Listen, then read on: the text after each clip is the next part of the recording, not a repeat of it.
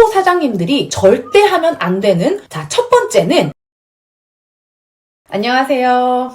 15년차 브랜드 마케팅 디렉터 위드 선율입니다. 오늘은 초보 사장님이 절대 하면 안 되는 것에 대해서 말씀을 드리려고 합니다. 국세청에 우리가 사업자 등록을 하고 나면 희한하게 어떻게 알았는지 마케팅 대행사 전화가 자주 옵니다. 네이버 키워드 상위 노출을 무료로 시켜주겠다든지 체험단을 무료로 보내주겠다든지 이런 아주 친절하고 솔깃한 제안을 해오는 경우가 많죠. 과연 이 제안들을 우리가 다 받아들여도 될까요? 분명히 상위 노출 혹은 한국인 팔로워 이런 것들이 우리의 매출에 큰 영향을 끼치던 시절이 분명히 있었습니다. 그런데 그게 안타깝게도 꽤 오래전 일이죠. 요즘의 소비자들은 단순히 팔로워 숫자나 상위 노출 결과에 결코 속지 않습니다. 여러분들의 검색 패턴이나 구매 과정을 한번 생각을 해보세요. 포털 사이트에 검색을 하고 무조건 제일 처음에 보이는 글을 선택을 하나요? 글을 하나 봤다고 해서 그 글을 보고 바로 구매를 결정하나요? 아니죠.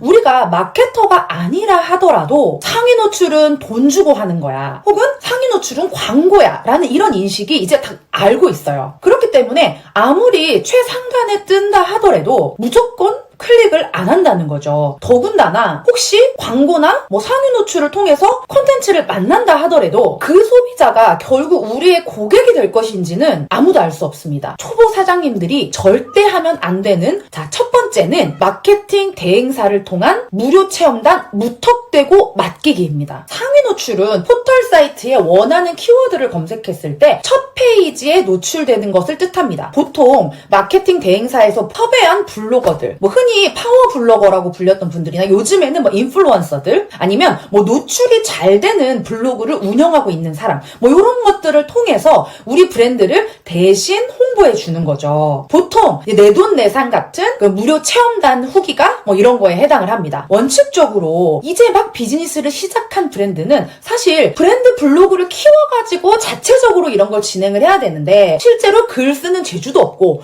그럴 시간도 없고 그러다 보니까 이미 검색이나 노출에 최적화되어 있는 그런 고퀄리티 블로그를 활용하고 싶은 마음이 있죠. 그걸 사장님이 직접 기획하고 섭외하고 운영하면 좋은데 실제로 어떻게 하는지 모르기 때문에 이제 무료로 상위 노출을 해주고 블로그나 인스타그램 체험단을 보내주겠다는 말에 그래 내 돈도 안 드는데 아무것도 안 하는 것보다는 낫겠지 싶어서 진행을 하는 경우가 많습니다. 실제로 이렇게 진행을 해보면 당연히 안 하는 것보다는 했을 때 반짝 효과가 있어요. 말 그대로 아무것도 안 하는 것보다는 당연히 뭐라도 하는 게 낫기 때문에 그런 거죠. 어쨌든 우리 브랜드명을 검색하거나 우리 제품명을 검색을 했을 때 후기가 나오고 그 블로그를 보고 왔다는 손님이 한 명이라도 생기면 상위 노출, 이 블로그 마케팅 이런 거에 더 집착을 하게 되는 것도 당연합니다. 그러다 보니까 처음엔 무료로 시작을 했는데 이제 끊을 수 없게 비용이 점점 늘어나게 되는 것도 당연하죠. 제가 작년에 4년차 중견 스타트업 온라인 마케팅 컨설팅이랑 SNS 운영 대행 프로젝트를 한번 맡았었는데요. 이 업체는 이미 오랜 기간 동안 협력 관계에 있던 마케팅 대행사가 있었어요. 그러다 보니까 여기에 매월 몇천만 원씩 쓰기 시작했다가 제가 맡았을 때는 최종적으로 매월 8천만 원씩의 막대한 마케팅 광고비를 사용을 하고 있었습니다. 회사 내부에 마케팅 팀이 따로 없어서 전적으로 외부 대행사에 이 마케팅에 대한 모든 것을 위임을 해 놓은 터라 매출이 느는 만큼 마케팅 광고비도 계속 같이 늘고 있었던 거죠. 근데 어이가 없었던 거는 이 브랜드 자산으로 남을 수 있었던 거는 거의 없었다는 거예요. 한 달에 8천만 원이나 쓰고 있다고 들었는데 이 돈을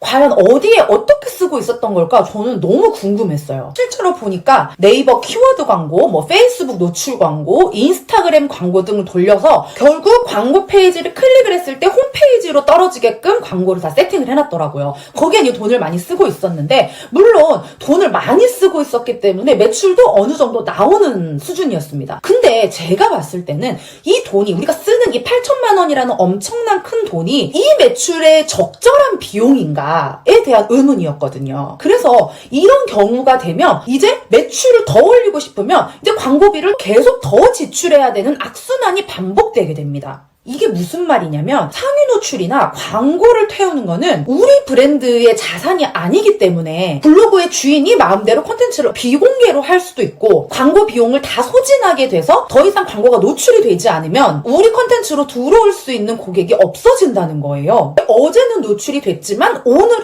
노출이 안 될 수도 있다는 겁니다. 결국 이 광고비를 줄이면 앞으로 광고비를 안 쓰게 되면 이제 어떻게 되냐는 거죠. 우리 브랜드의 자산 하나도 없이 외부 광고로만 지출한 브랜드는 금세 혹독하고 냉혹한 현실을 마주하게 될 겁니다. 대부분의 초보 브랜드 사장님들은 마케팅 예산만 규모에 따라서 다른 거지 비슷한 경험을 가지고 계세요. 이렇게 비용을 계속 지출을 하다가 비용을 안 쓰게 되면 결국 내 브랜드 자산으로는 아무것도 남지 않는 현실을 발견하게 되는 거죠. 일반적인 마케팅 방법인 것 같아서 또 남들이 다 하고 있으니까 안 할 수가 없고 이런 상황이 벌어지는 겁니다. 이게 반복되면 결국 외부 대행사 도움 없이는 난 아무것도 못하는 상태가 되고 돈을 안 쓰면 우리는 손님을 유치하지 못하는 브랜드가 되는 거죠. 그렇기 때문에 돈을 안 쓸 수도 없고 계속 쓸 수도 없는 정말 아이러니한 상황에 놓이게 되는 겁니다. 물론 브랜드 초기에 이런 대행사를 활용한 무료 체험단 같은 것도 중요하지만 더 중요한 것은 시간이 지나도 절대 사라지지 않을 우리 브랜드 컨텐츠를 쌓아나가는 게 더 중요합니다. 결국에는 지출되는 광고비를 점차 줄여나가거나 세이브한 비용을 새로운 시장을 위한 마케팅 비용으로 활용을 할 수 있도록 하는 거지 언제까지 남의 플랫폼을 빌려서 상위 노출을 하거나 고객을 끌어오려고 하는 그런 방식의 마케팅 비용 지출은 회사로서도 마이너스라는 거죠. 이러한 방법은 결국에 브랜드 사장님의 의도와는 상관없이 언제든지 사라질 수도 있다는 것을 반드시 알아야 됩니다.